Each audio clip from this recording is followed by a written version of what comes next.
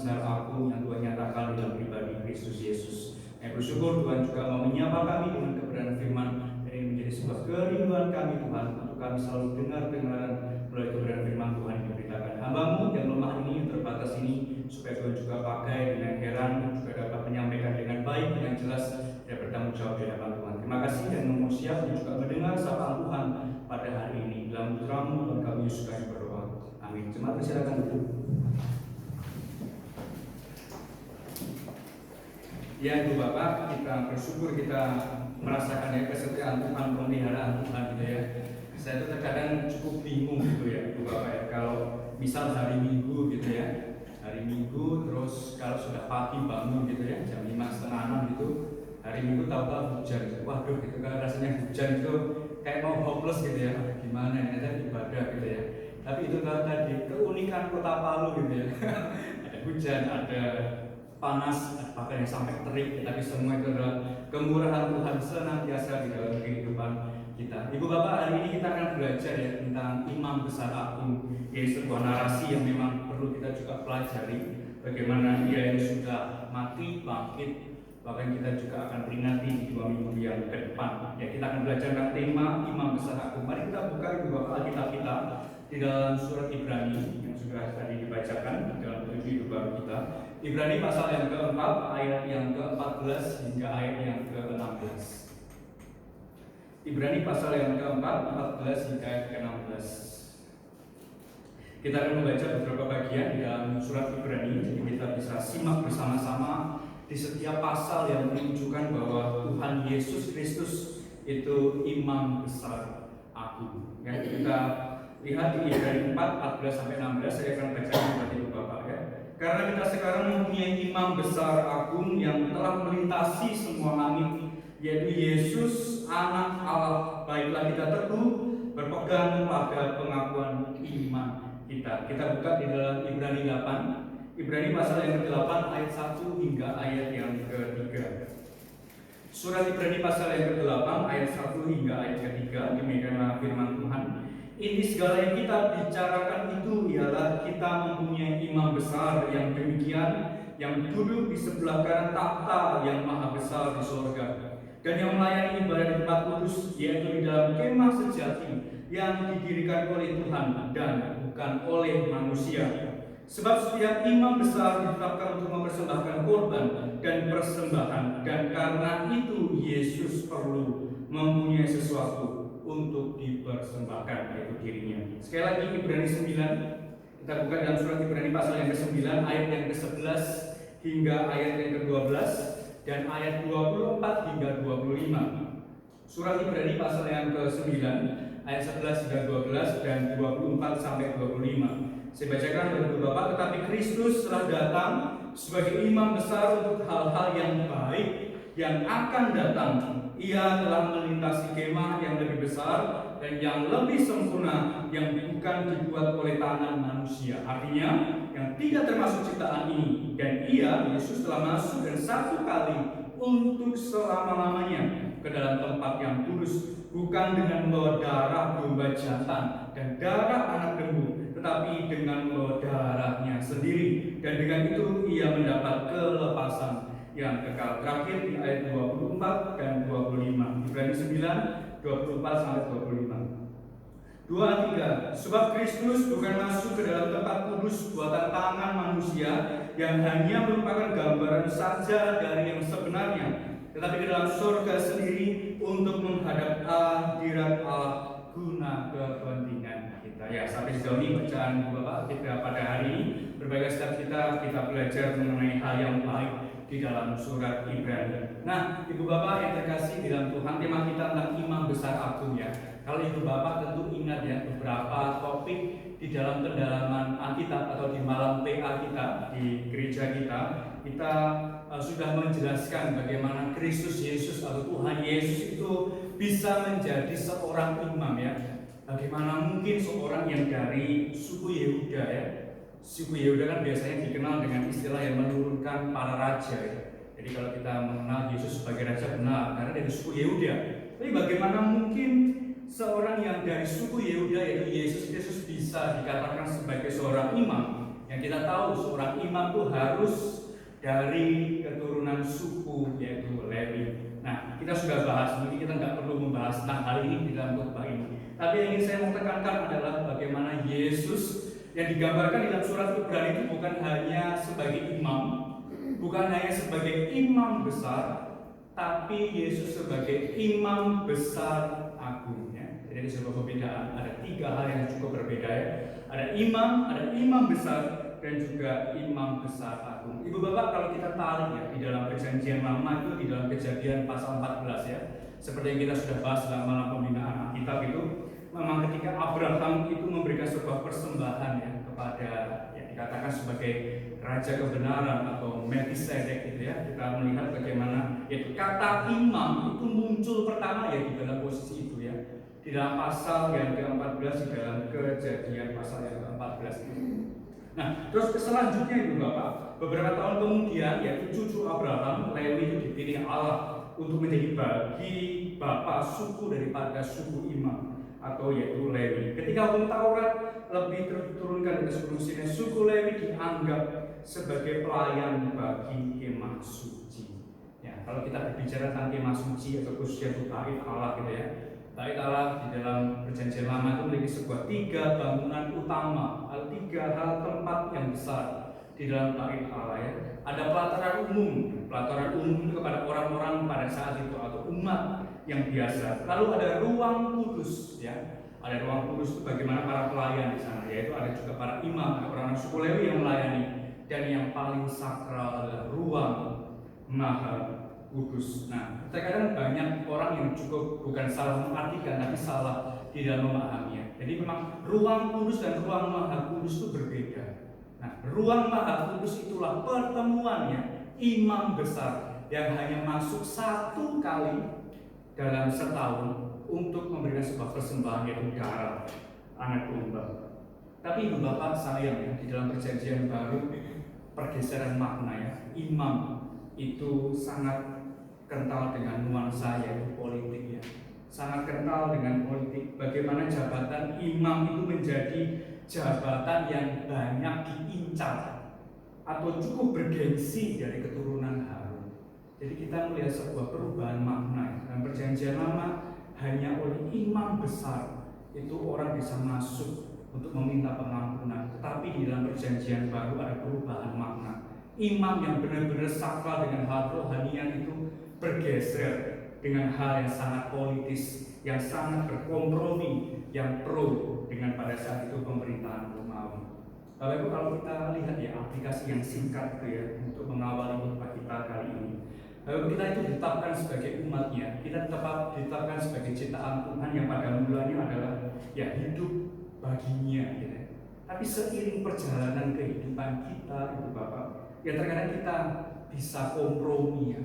Kompromi atau mentoleransi hal-hal yang harusnya kita berani berkata tidak terhadap dosa. Kita belajar dari yaitu perubahan makna daripada imam. Dalam perjanjian lama yang syarat akan kerohanian, dalam perjanjian baru Tuhan Yesus mengatakan bahwa ya dia hanya lihat nampaknya di luar, tapi di dalamnya tulang belulang. Ya. Kalau kita lihat aplikasi singkatnya seperti demikian, kita ditetapkan pada melayani hidup baginya, tapi perjalanan kehidupan kita pun kita terkadang kompromi. Ya, kita aplikasi singkat pada mengawali khotbah kita pada kali ini. Mari Bapak kita perhatikan ya tadi ya.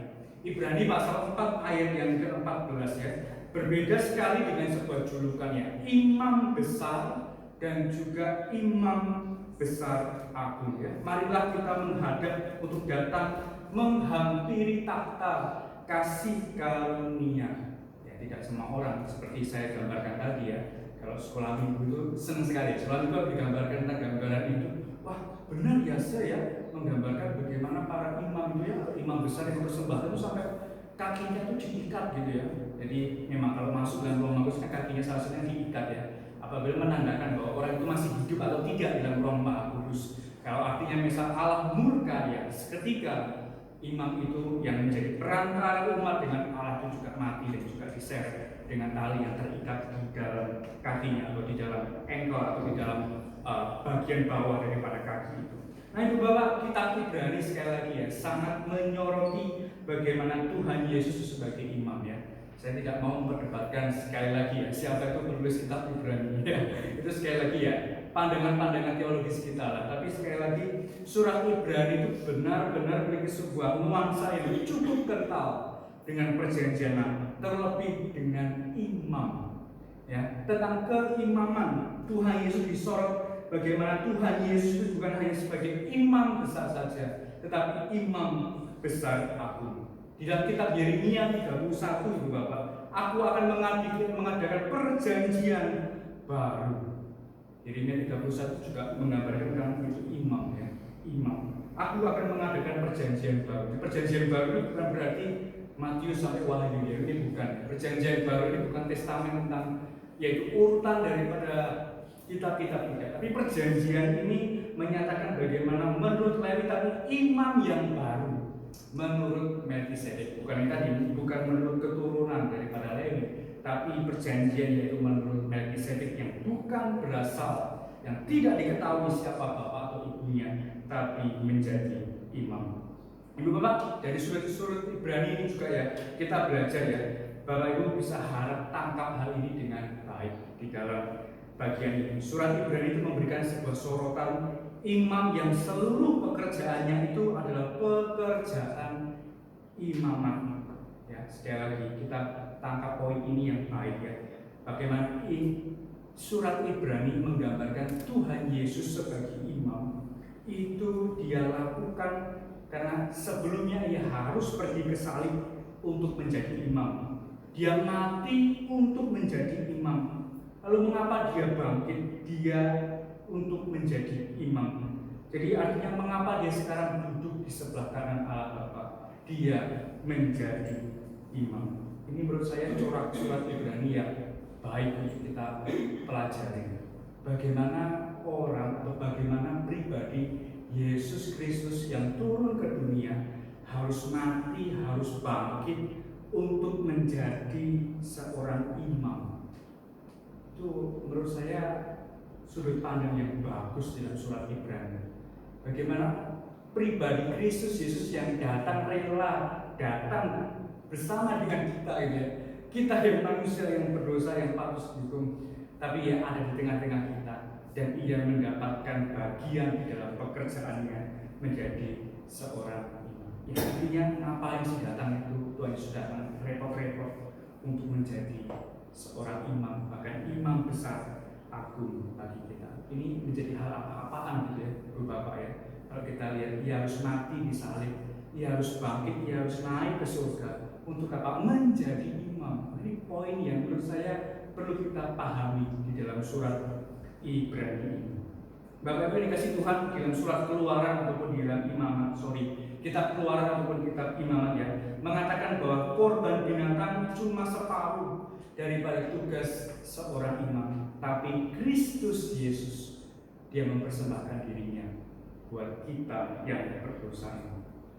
Ada dua hal yang mungkin ingin saya bagikan di dalam poin ini Bapak Ibu. Yang pertama adalah imam besar agung itu menandakan bahwa kita yang dulunya ada di luar Tuhan, atau kita itu orang-orang yang istilahnya outsider ya, di luar bagian. Kalau tadi saya gambarkan tentang kemah tadi ya, pelataran umum, ruang kudus dan ruang maha kudus. Kita yang dulunya adalah di dalam pelataran yang luar itu, outsider di waktu itu, kita sekarang menjadi ada di bagian dalam. Yang artinya imam besar agung itu juga memberikan sebuah kesempatan bagi kita untuk kepentingan kita. Ya, jadi dulunya kita ada di luar dan sekarang di dalam pribadi Kristus Yesus yang percaya kita menyatakan bahwa kita ada di dalam dan ikut andil di bagian dalam sebagai imam besar agung, yang artinya kita ada di dalam bersama dengan Tuhan. Bapak Ibu kasih Tuhan berpegang teguh pada iman kita ya. 9:24. Kita dulunya adalah bagian orang yang di luar, atau istilahnya tempat kudus buatan tangan manusia, gambaran saja dari sebenarnya, tetapi dalam surga sendiri untuk menghadap hadirat Allah guna kepentingan kita. Bapak Ibu kasih Tuhan berbicara tentang kepentingan dalam hal ini juga berbicara tentang sebuah dedikasi atau sebuah pengakuan ke sebuah standing of faith ya, sebuah pengakuan iman di dalamnya. Ada hal yang cukup baik untuk kita pahami hari ini. Mari kita buka di dalam 1 Timotius 3 ayat yang ke-16. Surat 1 Timotius 3 ayat yang ke-16.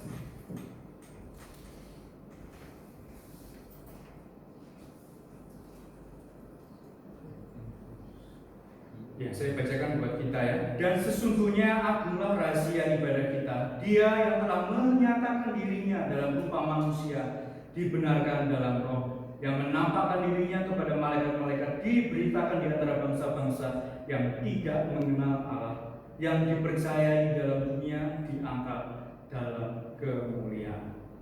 Ada beberapa terjemahan yang baik ya, khususnya di dalam bahasa Inggris itu di ESV itu baik sekali. Ada sebuah kata confess di sana ya, ada sebuah kata confession, ada sebuah pengakuan, pernyataan, yaitu yang tidak bisa dipisahkan dari apa itu namanya kepentingan. Ya, kepentingan di dalam Tuhan itu artinya kita pun harus juga ada sebuah pengakuan, pernyataan bahwa ketika kita percaya kepada Tuhan, maka kita juga harus mengakuinya. Sebaliknya, kalau kita juga mengakui Dia sebagai imam besar agung kita, maka kita juga harus percaya. Jadi artinya kepentingan di sini berarti bahwa ketika ibu bapak kita percaya, maka kita juga harus mengakui di dalam kehidupan kita. Jika kita juga mengakui Tuhan di dalam kehidupan kita, maka kita juga harus percaya. Jadi mengakui dan juga untuk percaya itu adalah sebuah hal yang berkesinambungan di dalam konsep kekristenan. Bapak Ibu yang kasih Tuhan, kalau kita lihat ya pengertian satu sekali lagi ya, Tuhan Yesus itu bukan seorang imam besar yang biasa, tetapi imam besar agung yang melintasi langit. Saya tidak mau memelintir ya, ayat ini tuh banyak sekali dipelintir gitu ya. Kamu nggak perlu ragu lagi, Tuhan kita sebagai imam yang menerobos gitu ya. Jadi ada penghalang-penghalang, kamu percaya saja, terobos saja. Yesus saja menerobos sampai ke langit gitu ya. Nah itu bukan demikian gitu ya. Artinya sekali lagi apa sih Ibu Bapak? Artinya itu Tuhan Yesus itu digambarkan menerobos ya, sampai melintasi ke langit itu. Tuhan Yesus tidak mengurangi kegiatan sebagai seorang imam. Imam setiap tahunnya harus masuk ke ruang Maha Kudus, setiap tahun sekali. Tapi Tuhan Yesus sekali masuk gak akan keluar lagi. Maka artinya digambarkan ya, melintasi langit. Artinya Tuhan Yesus tidak ada sebuah apa ya, repetisi, pengulangan kegiatan yang yaitu hal kerohanian. Imam yang masuk harus keluar lagi. Tapi Tuhan Yesus tidak, sekali masuk langsung ya melintasi langit. Artinya yaitu ia bukan imam besar biasa, tapi imam besar agung. Tidak kembali lagi, tetapi langsung melintasi, dan kita percaya bahwa ia menjadi imam besar agung di hadapan Allah Bapa. Pengertian yang kedua itu Bapak, imam sekaligus pribadi yang berkorban untuk kita sehingga menjadi imam besar agung. Itu sangat berbeda apa yang dilakukan oleh para imam besar yang hanya mengambil korban atau darah yang dari luar pelataran umat yang diberikan. Bapak Ibu yang dikasihi Tuhan, sekali lagi ya, kepentingan ya Tuhan sebagai imam besar kita itu juga menjadi sebuah kepentingan bagi kita. Sekali lagi ini bukan berarti kita yang dulunya ada di luar ya, sebagai outside yang kita di luar, tapi sekarang kita ada di dalam. Bukan berarti kita langsung ya semena-mena gitu ya sama Tuhan ya. Tuhan, aku dulunya di luar, sekarang Tuhan angkat ya. Sekarang harus Tuhan ini dan itu, harus mengabulkan segala permintaan permohonanku ya, bukan ya. Ini bukan masalah tentang kita dapat bagian di dalam sekarang yang artinya kita semena-mena sama Tuhan.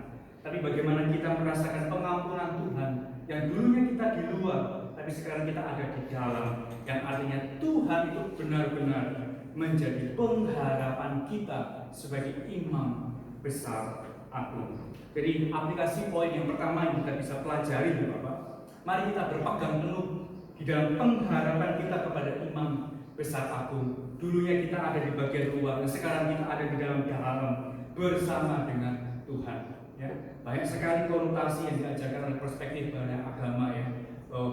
Manusia itu digambarkan bagaimana itu, yaitu hal yang paling bawah. Tapi Tuhan Yesus mengatakan bahwa kamu sekarang adalah menjadi sebuah sahabatku ya. Sahabatku mengerti apa yang dikehendaki gitu ya. Jadi gambaran di dalam perjanjian baru itu kan sangat kental gitu ya, tentang doulos ya, hamba dan juga atau seorang budak gitu ya. Tuhan dengan hamba, Tuhan dengan hamba ya. Terus sekali lagi di dalam karya yang luar biasa, imam besar aku ini, kita yang barunya di luar, kita ada di dalam, dan itulah yang menjadi sebuah pengharapan kita di dalamnya. Poin yang kedua itu apa? Kita pelajari di dalam Ibrani pasal yang keempat 15 sampai 16 ya. Sebab itu marilah kita dengan penuh keberanian menghampiri tahta kasih karunia, supaya kita menerima rahmat dan menemukan kasih karunia. Poin yang kedua yang saya pelajari pada hari ini, kita pelajari bersama Ibu Bapak, yaitu ketika dalam kegiatan ritual imam itu sangat terbatas gitu ya. Mungkin ada beberapa catatan juga ya, bahwa imam besar yang masuk di dalam ruang Maha Kudus ya, ketika memercikan darah itu, terus api gitu ya, api keluar daripada karena persembahan itu diterima sama Tuhan itu ya, maka itu harus segera pergi dari ruang Maha Kudus. Yang artinya adalah kegiatan imam besar itu terbatas. Akses dari pelataran umum, ruang kudus dan ruang Maha Kudus itu benar-benar limitnya, sangat terbatas. Tapi kalau kita lihat di dalam catatan surat Ibrani, kita melihat bagaimana kita mendapatkan sebuah akses yang tidak terbatas, karena Yesus Kristus itu sebagai bukan hanya imam besar saja, tetapi imam besar aku. Ini menurut saya pemahaman yang bisa kita terapkan dalam kehidupan kita ya, Ibu Bapak ya. Hamba-hamba Tuhan, penatua ataupun orang-orang terdekat kita mungkin terbatas ya, sangat terbatas ya. Karena sekali lagi kita manusia, kita terbatas dengan ruang dan waktu, yaitu sesimpel itu ya. Tapi kalau kita pelajari dalam kegiatan kita hari ini belajar tentang firman Tuhan, bahwa akses itu sekarang sudah tidak terbatas. Kita bisa datang di hadapan Tuhan menggunakan lutut kita itu untuk sujud di hadapannya. Yang artinya dulu yang terbatas untuk datang kepada Tuhan harus ya datang ke seluruh penjuru daerah dan harus berkumpul di dalam bait Allah. Dan itu pun juga ada di dalam pelataran yang sangat jauh daripada ruang Maha Kudus, dan itu terbatas. Tapi pemahaman kita dalam surat Ibrani, marilah kita datang menghampiri tahta kudus Allah, yang artinya dulunya itu terbatas. Gak semua orang bisa datang kepada Yahweh itu ya, Allah yang diwujudkan dalam pribadi Kristus Yesus. Tapi sekarang kita lihat dalam surat Ibrani, kamu harus datang kepada Tuhan. Artinya dulunya terbatas, sekarang tidak terbatas. Jadi kapan terakhir Ibu Bapak datang kepada Tuhan? Ya jangan sampai ya saya datang kepada Tuhan, maksudnya saya datang kepada Tuhan itu hanya dengan ibadah ataupun dalam persekutuan. Bagaimana hari tiap hari sebelum kita melakukan pekerjaan kita, usaha kita, atau kegiatan kita, pelayan kita di dalam Tuhan. Yang Ibrani 7 juga sangat jelas bagaimana dalam Ibrani pasal 7 itu menjelaskan ya, kriteria bagaimana para imam atau imam besar aku Yesus Kristus itu benar-benar langsung terverifikasi ya, istilahnya terverifikasi langsung dalam Ibrani pasal yang ke-7. Bapak Ibu, dengan kedudukannya sebagai imam besar aku, maka Yesus Kristus senantiasa hadir mempertemukan setiap orang percaya dengan Allah Bapa di surga. Perannya sebagai imam besar agung memberikan bukti perhatiannya begitu besar kepada orang percaya untuk memperoleh persekutuan yang intim dengan Allah. Ya, kalau kita memahami hal ini sekali lagi, imam besar agung itu bukan berarti kita cuma hanya dapat pengampunan daripada Tuhan, tapi dia juga perantara kita. Ya. Dia mau datang dengan kita, dan itu yang dilakukan semuanya untuk mendapat itu pelayanan yang imam, ya, imam besar itu tadi. Dia tidak mengambil korban, tapi dirinya sendiri dikorbankan untuk kita. Tidak semua orang ya. Pemahaman ini mungkin cukup simpel, sederhana, tapi tidak semua orang bisa memahami hal ini gitu ya. Terkadang di dalam semangat penginjilan, di dalam semangat itu terkadang ya itu tadi. Ya kita belajar, kita sudah mengusahakan ya, banyak sekali ilustrasi, perumpamaan ini dan itu. Tapi ya sesimpel itu Allah yang datang untuk menjadi manusia, bahkan dia mati untuk kita. Dikatakan simpel sederhana, tapi tidak semua orang. Ya, berbahagialah kita gitu Bapak ya. Sampai belasan, mungkin Bapak lebih senior daripada saya, berpuluh tahun sudah mengikut Tuhan, yaitu itu menjadi sebuah sukacita harapan kita ke depannya, bahwa Tuhan sekali lagi yang dulunya terbatas sekarang tidak terbatas untuk kita menghadap Tuhan. Tapi naas ya Ibu Bapak ya, sekali lagi naas kehidupan umat Israel tahun 70 bait Allah yang digambarkan sebagai hal yang sangat megah ya. Tuhan Yesus sudah ada datang menjadi imam besar. Tahun 70 di porak-porandakan Yerusalem. Bait Allah itu. Yang digambarkan bait Allah itu tempat ruang Maha Kudus. Allah itu ada di ruang Maha Kudus. Tidak percaya kepada Yesus Kristus. Tuhan tahun 70 itu sudah dikasih toleransi ya. Tuhan Yesus mati, bangkit, naik ke surga. Dan di dalam beberapa 2 minggu ke depan kita juga memperingati di dalam Pentakosta ya. Tidak percaya ya. Akses yang sudah diberikan sama Tuhan gitu ya, bagi umat gitu ya, tidak dipakai dengan baik. Umat Yahudi, umat Israel melihat bait Allah itu tadi ya, hal yang benar-benar hal yang rohani, tapi Tuhan kacaukan itu di tahun 70. Ya sekali lagi jangan sampai dalam kehidupan kita pun demikian gitu ya. Yang dulunya kita terbatas menghadap Tuhan, sekarang itu tidak terbatas. Jangan sampai itu sifat keakuhan kita ya, sifat akunya itu ya, jangan sampai itu menjadi sebuah pegangan dalam diri kita ya. Tapi kita mau ada di dalam Tuhan karena akses itu sudah tidak terbatas. Jangan sampai seperti di tahun 70 tadi yang sudah diporak-porandakan bait Allah. Bahkan umat Israel tidak percaya. Sampai sekarang pun ya, umat Israel ya cuma hanya tahu bahwa itu ya Yesus, tahu di dalam sejarah, tapi dia tidak menghidupi atau sekali lagi tidak mau percaya bahwa Kristus Yesus itu mati untuk umat yang dikasihinya. Yang Ibu Bapak, jadi hari ini kita sudah belajar poin penting 2 hal ya, tentang imam besar agung. Bahwa yang pertama itu kita dulunya adalah orang yang di dalam, sekarang kita ada di dalam bersama dengan Tuhan ya. Saya tidak mau memelintir lagi, tapi ketika ada di dalam ini tadi, kita tidak semena-mena kepada Tuhan, menyuruh-nyuruh Tuhan tidak. Tapi itulah ketika ada di luar kita di dalam, itu ada memberikan sebuah pengharapan bagi kita ya. Kompleksitas kehidupan kita, keluarga, ya, hal-hal pergumulan kita, itu tadi kita di luar sekarang di dalam. Dan bukan hanya di dalam saja, Ibu Bapak, akses kita kepada Allah itu sekali lagi sekarang tidak terbatas di dalamnya. Jadi kapanpun Tuhan bisa datang kepada Tuhan di dalam kehidupan Ibu Bapak semua. Soli Deo Gloria, mari kita berdoa. Bapak, terima kasih untuk perenungan kami dan kebenaran firman Tuhan. Terima kasih Engkau yang sudah datang bahkan menjadi imam besar agung di dalam kehidupan kami. Ampun kami sekali lagi Tuhan, kami terkadang masih terbatas dengan hal kemampuan kami untuk mengerti Engkau. Tapi pada saat ini kami sekali lagi disegarkan, disapa oleh Tuhan bahwa Engkau sebagai imam besar agung yang memberikan sebuah pengharapan kami, untuk kami juga dapat terus percaya, untuk kami juga terus mengakui Tuhan sebagai Tuhan juga juru selamat kami yang hidup. Biar ini Tuhan juga menerangkan dalam kehidupan kami, dalam segala hal, pekerjaan, usaha, keluarga kami, atau kesehatan kami, biar kami juga dapat terus menghidupi dalam pengharapan kami, pengenalan kami akan Tuhan yang mengasihi kami. Terima kasih di doa kami. Dalam putra Tuhan kami Yesus kami.